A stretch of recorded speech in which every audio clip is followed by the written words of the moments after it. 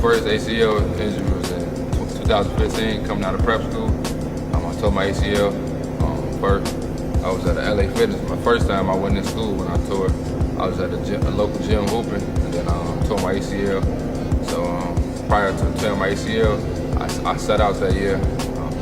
I went to one junior college. I was supposed to go there, but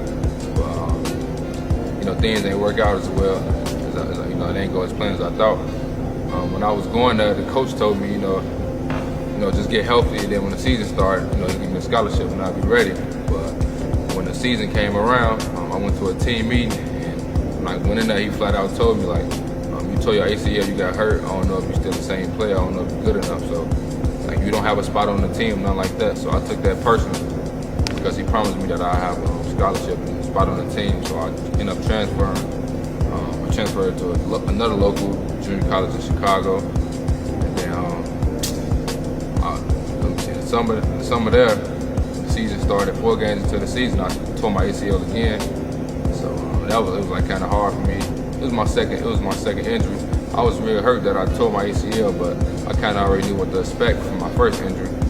So like the healing process and recovery process was more straightforward, than the first time getting hurt. It was a tough process just because a lot of people turned on me.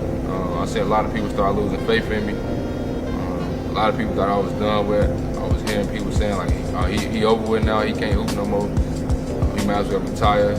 Making the Derrick Rose jokes and all that. I heard all that, so I just ignored that and just kept working and got better. Lincoln was, as far as school-wise, it wasn't bad because it was like Midwest, so the culture I was still used to.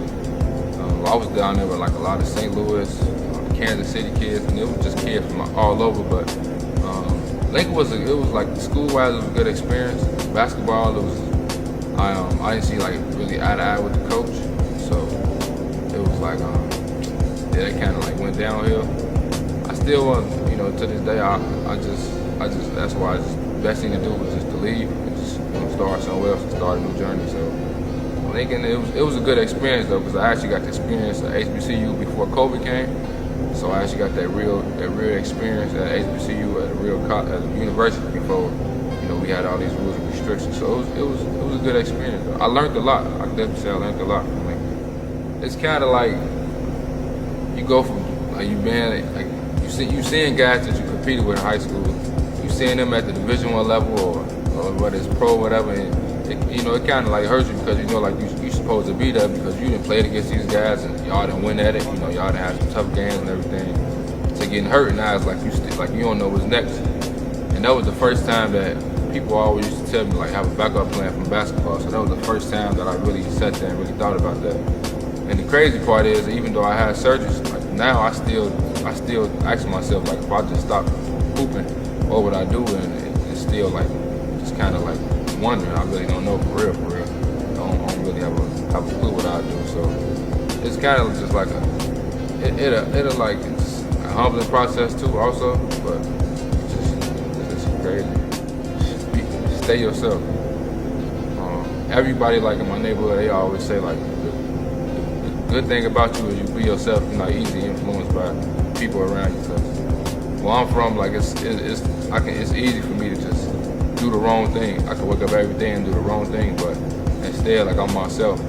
I wake up, I go work out, I eat different and stuff like that. So I just be myself. That's probably the best advice I've been told.